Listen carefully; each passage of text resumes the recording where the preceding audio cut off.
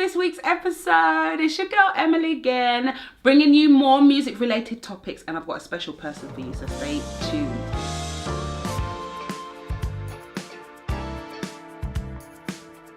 So I'm about to go and meet my special friend Loretta, who I think is amazing.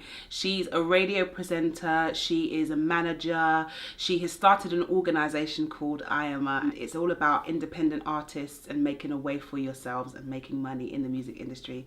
And she's just a great person to talk to. So come with me, guys. I can't wait to share her interview. So I am with Loretta. I told you I was coming to meet her. Look at her, she's just stunner. So Loretta, I wanted to talk to you because I think that you are a gem. I think you're a pool of wisdom that could benefit all the listeners and watchers out there. So I just wanted to talk to you about your life and what you're doing and what the t-shirt means. Because it's pretty cool, which you are, very independent. But that's not what it's about really, is it? So tell me about yourself, how you got involved in media. You're a radio presenter, you're a manager, you're a singer, you're a idiot sometimes. Yeah, talk to me about you. Okay, well, basically, ever since I was really, really small, Yeah. I've always loved music. And I know, like, most people love music. If people don't like music, you know there's something wrong. There's a few, babes. Really? There's a few. It's like someone who doesn't like dogs. I don't get that. But if you don't like music and chocolate, what's wrong with you? So anyway, I really love music. Me and my sister really loved music. So and I always wanted to sing or do something in music. I just always knew I wanted to do that. Mm-hmm. And I actually remember going to my careers interview and really confident, like you are when you're 11. Yeah. I said, "What do you want to be, Loretta?" And I was like, "I'm going to be a singer." And I literally remember her putting her head on the side. Shall we think of something a bit more realistic, shall we? This is a lot of people's story, unfortunately, but yeah. It is, but in a way, I had to agree with her. Like, realistically speaking, there was nothing, why should I get my dream? But instead of thinking that, I remember thinking, okay, lady, just you wait, lady, I'm going to show you. Right. So I've always had that kind of personality, Okay. like, I'm going to just do it. And so after school, I went and was part of a performing arts school, did a course there. Then I went, I was in a girl band for a while. Okay. A lot of work in schools. We were signed in the States, but we worked in schools here. Okay. So experienced touring and all of that stuff. Then I worked in a band that was with lots of session singers, and I started doing a lot of session singing. Right. And I just loved it. And then as I got older and like responsibilities sink in and those things, obviously being in anything creative is very hand to mouth. Yeah. And you don't know when you're next going to get your work or you're next going to get paid.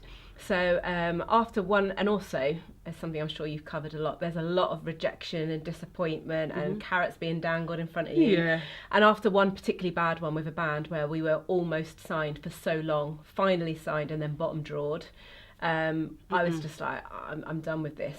But of course you're never done with me. It's the, Can't put it down. Horrible boyfriend you always go back to.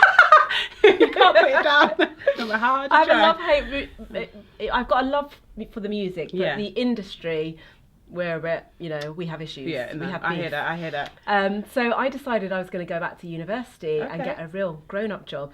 So as a mature student, I went back and did a degree in professional and creative arts with media art. Professional and creative writing with media arts. Okay. With the view to go into TV. Okay. Not much more reliable than music, but still, I didn't want to go too far away from performing. And while I was doing the degree, I did a taster you had to do journalism, bit of TV, a bit of radio and magazines. Okay. Wasn't interested in the others, but had to do some radio, and I'd never done radio, and I just fell in love with it. I absolutely loved it, and I changed my whole degree to focus in radio. Okay. And it turned out I was good at it. I got first in my degree, which I never thought I would do. Get your life, girl. Thank you. Get your life. I was doing 3 jobs while I was doing my degree. I was working as a TV model, still doing session singing, and I was a PA for a chief exec while doing my degree. Come on. So at the end, this is what you call graft. This is what real creatives have to do to make it. I mean. So then I went into radio. I worked my way up from an assistant producer to being a presenter on air. Okay. And really enjoyed that. And I started a show for unsigned artists because I still had that with music. Yeah. And at this time I was still in a different band with my twin. Sure. So I was doing that, but a lot less. It was more for a creative outlet. Sure. And I started this show for unsigned artists because I was really passionate about the fact that I was gigging week in, week out, seeing amazing artists. Yeah. While people are watching the football behind them, not listening, you know, a handful of people listening. And I was just like, these people need to be heard. Yeah. And just because they're not signed or this, that, the other, or got this backing behind them, they're amazingly talented. So I started this show for unsigned artists, and to start with I just put my friends on because I had so many great talented friends. Yeah, which is always the way when you're involved in music. Exactly, it's always the way, and also I genuinely wanted to see them win. And it really grew. It turned into a live event, and now I get 8 years later, I get inundated with people sending me their music wanting to be on the show. Okay, talk about the people that would send their stuff in.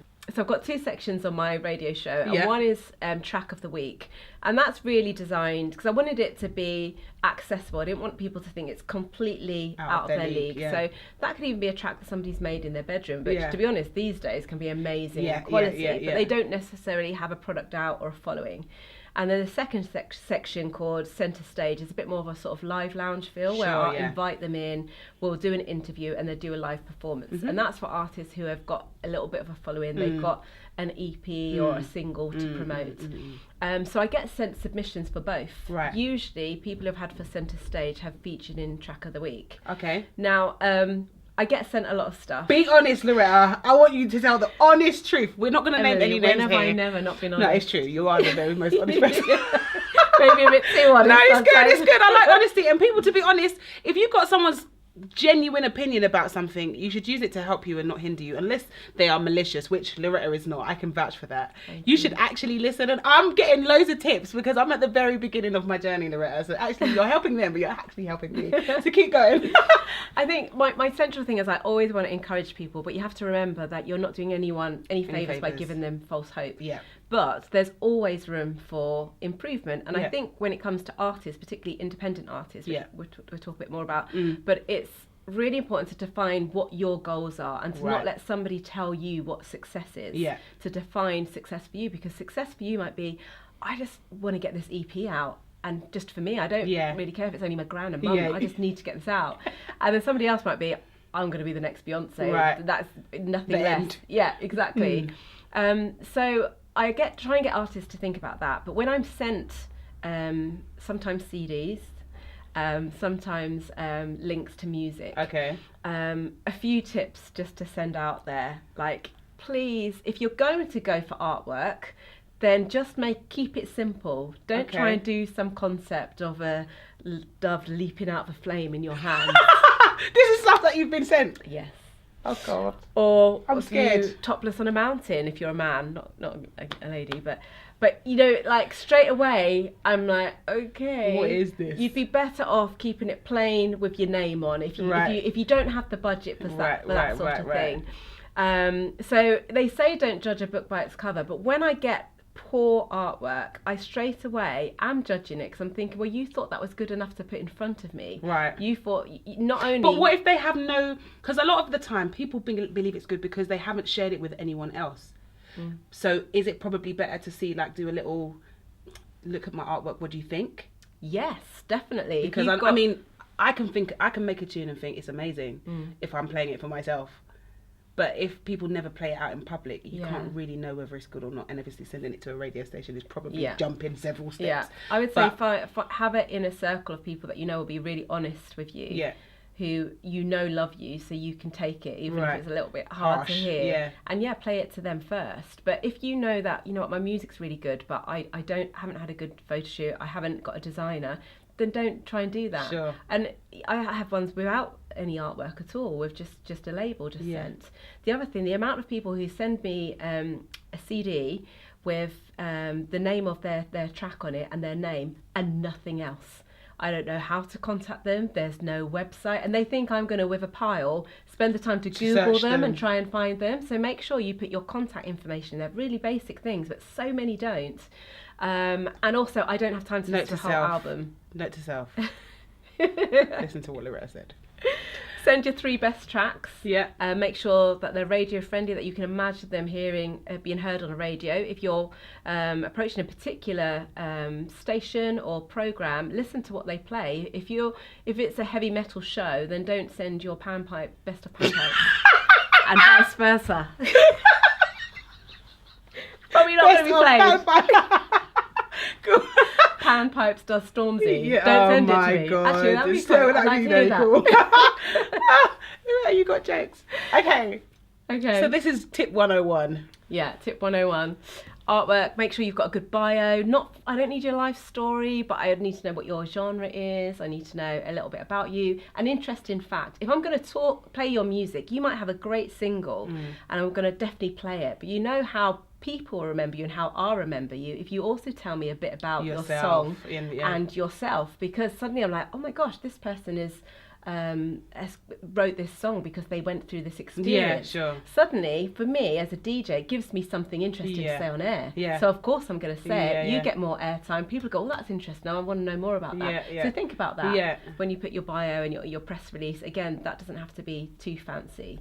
But yes, I would just say definitely sing in front of your friends and just get them to be honest with you. Like maybe it's a bedroom project, maybe it's for your community, if you know, at school or your church. Maybe you're not born to be the next Beyonce.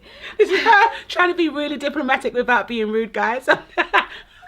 But I'm always honest. I don't tell people, I don't ever say to somebody you're terrible. Yeah. But I do say I don't think this is suitable for my show, and I feel like you need to work on this and this area, and I think you should find some people to work with who can encourage you in those areas.